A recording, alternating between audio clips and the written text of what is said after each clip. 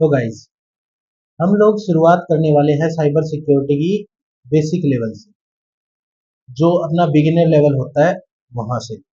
आज हम पढ़ने वाले हैं साइबर सिक्योरिटी के बारे में। आज के वीडियो में हम जानेंगे कि साइबर सिक्योरिटी होती क्या है और इसका इस्तेमाल किन चीजों में होता है। चलिए शुरू।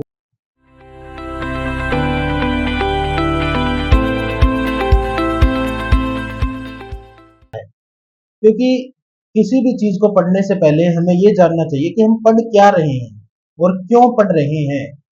क्योंकि जब तक हमें किसी चीज का कहते हैं ना वो मकसद, हाँ ये थोड़ा सा डार्क हो गया वैसे, लेकिन अगर किसी भी चीज के कहते हैं ना भी मकसद कर रहे हैं हमें, तो वो मकसद क्या है किसी चीज को, किसी भी चीज को सीखने का, उसके पीछे कुछ भी करने का वो मकसद क्या होता है। ठीक है, तो सबसे पहले जान लेते हैं कि what is a cyber security. तो ये हमने यहाँ पे परिभाषा लिखी हुई है, इसकी डेफिनेशन है, आप चाहे तो इसको कॉपी कर सकते हैं, कोई कॉपीराइट इशू नहीं है। कि cyber security is the ongoing effort to protect individual organisations and governments from digital attacks by protecting network system and data from unauthorised use or harm. इसको हिंदी में जानते हैं कि साइबर सुरक्षा नेटवर्क प्रणालियों और डेटा को अनाधिकृत, यानी जो अनऑथराइज्ड ऑर्गेनाइजेशंस वगैरह होती है, उनके उपयोग से बचाकर व्यक्तियों और संगठनों को और सरकारों को डिजिटल हमलों से बचाने का प्रयास करती है। इसे ही साइबर सिक्योरिटी कहते हैं। कि जो अनऑथराइज्ड होते हैं, जो प्लेयर किड होते हैं, ज्यादातर हम इन्हें बोलते हैं प्लेयर किड्स वगैरह, जो अभी अभी हैकिंग सीखते हैं, उनसे बचाने के लिए। क्योंकि कोई भी हैकर हो, चाहे वो व्हाइट हैट हैकर हो, ब्लैक हो, एट द लास्ट ग्रे हो, ठीक है, वो किसी का भी पर्सनल सिस्टम बिना कोई उसके जानकारी के नहीं छेड़ता। ठीक है, अगर उसको पहले से ही पता हो, क्योंकि असली हैकर सब कुछ चेक करेगा पहले। जो ज्यादातर स्कैम्स होते हैं वो प्लेयर किड्स द्वारा किए जाते हैं। हम अभी अपने अगले टॉपिक पर चलते हैं। सबसे पहले हम जानते हैं इंट्रोडक्शन में, साइबर सिक्योरिटी के इंट्रोडक्शन में हम सबसे पहले यही जानना होता है कि कितने लेवल्स होते हैं। तो 3 लेवल्स ऑफ प्रोटेक्शन, की सुरक्षा के ये 3 लेवल है। अपना सबसे पहले है पर्सनल लेवल, जो हमारी पर्सनल आइडेंटिटी होती है। पर्सनल आइडेंटिटी के अंदर क्या क्या आता है? सबसे पहले आते हैं हमारी आईडीज वगैरह। आइडेंटिटी के अंदर आईडी आएगी, उस आईडी में क्या आता है? सबसे मेन आता है यूजर नेम। यूजर नेम होता है वो किसी भी चीज का फर्स्ट होता है, जो प्री होता है, सबसे पहले प्राइमरी नंबर पे आता है, उसे यूजर नेम कहते हैं। ये अच्छा होना जरूरी है, क्योंकि कहीं भी ऑथराइज्ड हो, हमें कहीं भी लॉगिन करना हो, सबसे पहले हमारा यूजर नेम ही हमें डालना होता है, या फिर मांगता है ईमेल। समझ रहे हैं आप? अभी हम अगर थोड़ा डीप में जाए, तो पर्सनल लेवल क्या होता है प्रोटेक्शन का? कि on a personal level you need to safeguard your identity, your data and your computing devices. इसका मतलब हम अगर देखें कि पर्सनल लेवल पे क्या होता है, कि हमें सेफ गार्ड लगाना होता है। किस पे? ज्यादातर अपने पर्सनल डाटा पे, अपने पर्सनल डाटा को सिक्योर करना, साथ ही अपनी पर्सनल आइडेंटिटी को सिक्योर करना और अपने पर्सनल डाटा को सिक्योर करना। क्योंकि ज्यादातर स्कैम्स डाटा की वजह से होते हैं। और अपने कंप्यूटर डिवाइसेस को भी स्कैन करना, टाइम टू टाइम स्कैन करना और उनको अपडेट करना। अभी अभी हम अगर देखें कि हमारे पर्सनल डाटा को कैसे हम सिक्योर कर सकते हैं, इसे सिक्योर करने का नॉर्मल सा तरीका होता है। सबसे पहले एडगार्ड,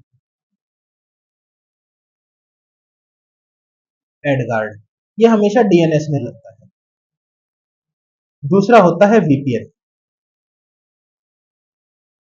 वीपीएन हम सब ने यूज किया है, खासकर लड़कों को तो वीपीएन से कुछ खास ही लगाव होता है। वैसे वीपीएन होता है वर्चुअल, वी से वर्चुअल, पी से प्राइवेट, और एन से network. VPN stands for virtual private network. एक ऐसा नेटवर्क जो हमारी ऑनलाइन आइडेंटिटी को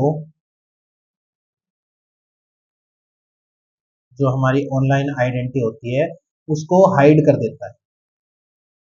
मतलब जो हम वेब पे जो कुछ भी चला रहे हैं, हमारा सिस्टम एक नेटवर्क से कनेक्टेड होता है जिसे आईपी कहते हैं। ये उस आईपी को चेंज कर देता है। ठीक है, समझ रहे हैं आप कि ये उस आईपी को चेंज करके हमारी लोकेशन को किसी और ही जगह की दिखाता है। यानी अगर हम बैठे हैं इंडिया में, लेकिन ये हमारी लोकेशन को वीपीएन के हिसाब से हम इंडोनेशिया में दिखा रहा है, तो इससे स्कैम करने वाला यानी स्कैमर करने वाले को हमारी ऑनलाइन आइडेंटिटी का पता नहीं लगता। सेकंड नंबर पे हम बात करते हैं DNS. DNS DNS stands for domain name service. क्या? Domain name service.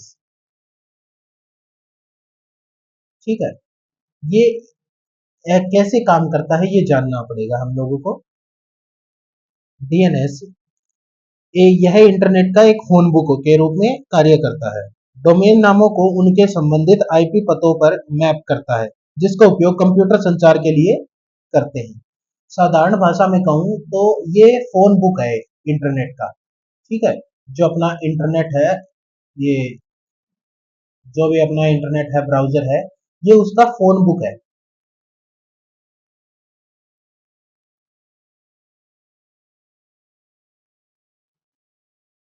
ठीक है, फोन बुक है ये। कंप्लीटली हर चीज का एड्रेस अपने अंदर स्टोर रखता है। एड्रेस यानी IP. IP stands for internet protocol.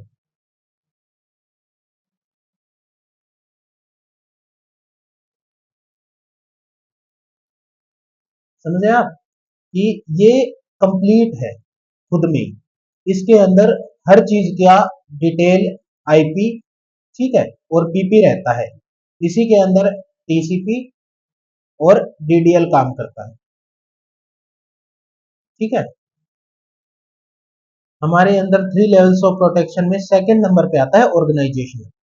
वो डाटा जो ऑर्गेनाइजेशन लेवल पे होता है, जैसे कि कोई कंपनी हो गई, ठीक है, कंपनी हो गई, कमर्शियल हो गया, वो सारा डाटा ऑर्गेनाइजेशन लेवल में आता है। और ऑर्गेनाइजेशन लेवल में ही सबसे ज्यादा मुश्किल होती है। ऑर्गेनाइजेशन लेवल पे ही सबसे ज्यादा डाटा करप्ट किया जाता है हैकर्स के द्वारा। जानते हैं ऑर्गेनाइजेशन लेवल में होता क्या है? ऑर्गेनाइजेशन लेवल के अंदर at an organisation level it is everyone's responsibility to protect the organization's reputation and data customer। देखा जाए तो ये घूमता है सोशल मीडिया।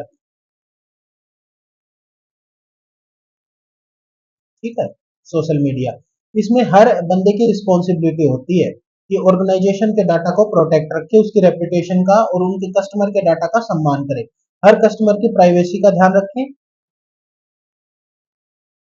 ठीक है, यही से ऑर्गेनाइजेशन डाटा स्टैंड करता है। अब जानते हैं कि ऑर्गेनाइजेशन का जो डेटा है वो करप्ट कैसे होता है। ठीक है, आखिरकार वो कैसे करप्ट होता है? जबकि उसे चलाने वाले तो बहुत ज्यादा है, उनके पास टीम होती है हैकर्स की, डेवलपर्स की, फिर भी डाटा कैसे ना कैसे करप्ट हो ही जाता है। कैसे होता है? वो डाटा करप्ट होता है हमारी वजह से। हाँ, हमारी वजह से। हाँ, ये नाम सोच के आपको लग रहा होगा सर हमारी वजह से कैसे होता है, हमारे पास तो हमारे साथ तो खुद के साथ स्कैम होता है। नहीं, कभी सोचा आपने भाई हमारे पास कोई लिंक आता है, हम लालच में आके उस लिंक पर क्लिक कर देते हैं, उसके बाद में फिर कहीं से पता चलता है कि हमारी एआई के द्वारा कोई फोटो बनाई गई है, तो किसी के साथ किसी को ब्लैकमेल किया जा रहा है। जब हमने उस लिंक पे क्लिक किया तभी हो रहा है ना हमारे साथ। साथ ही हम किसी को भी अपना फोन दे देते हैं और किसी के साथ भी अपने किसी के भी फोन में हम अपनी आईडीज वगैरह लॉगिन कर लेते हैं। सब कुछ इसी वजह से ही तो होता है। ये गलती किसकी है? हमारी गलती है ना। अब इसके अंदर क्या लिखा है कि एवरीवन, सभी की रिस्पॉन्सिबिलिटी है ये कि ऑर्गेनाइजेशंस वगैरह को रेपुटेशन का और उसके डाटा का हम ख्याल रखें। वो कितने की कोशिश करेंगे, कोशिश तो हमें भी करनी होगी ना। समझ रहे हैं आप कि सबसे ज्यादा गलतियां हमसे ही होती है और हम लोग ही रिस्पॉन्सिबिलिटी नहीं लेते फिर लास्ट में। इसीलिए ऑर्गेनाइजेशन लेवल पे, यानी इंस्टाग्राम हो गया, फेसबुक हो गया, मेटा हो गया, इसके ऊपर अगर कोई भी स्कैम होता है वो हमारी गलतियों की वजह से होता है, तो हम लोगों को ही जागरूक बनना पड़ेगा उसके लिए। अब आगे बढ़ते हैं। एट द लास्ट हमारा आता है last government, three levels of protection में, कि सरकारी सिस्टम क्या है प्रोटेक्शन का। डेफिनेशन पढ़ लेते हैं पहले कि as a more digital information is being gathered and shared, it protection becomes every even more vital at the government level, where national security, economic stability, and the safety and well-being of the citizen are at stake. कहूं तो जैसे जैसे अधिकाधिक digital जानकारी एकत्रित और साझा की जा रही है, सरकारी स्तर पर इसकी सुरक्षा और भी अधिक महत्वपूर्ण होती जा रही है, जहां राष्ट्रीय सुरक्षा और आर्थिक स्थिरता और नागरिकों की सुरक्षा और कल्याण दांव पर है। समझ रहे हैं आप कि जहां पर नागरिक सुरक्षा और आर्थिक कल्याण दांव पर है, क्योंकि गवर्नमेंट जो स्कीम्स निकालती है, जितनी भी स्कीम्स वगैरह होती है, सभी डिजिटल ही होती है, ज्यादातर सभी के फॉर्म्स ऑनलाइन ही होते हैं। समझे आप? तो उसको सेट करने के लिए भी डेवलपर्स की टीम होती है, और ज्यादातर ऐसे होते हैं स्कॉलरशिप्स वगैरह, जो स्कॉलरशिप होती है उनके अंदर स्कैम होने के चांसेस होते हैं। तो साइबर सिक्योरिटी और पेनिट्रेशन टेस्टिंग की गवर्नमेंट को भी जरूरत पड़ती है।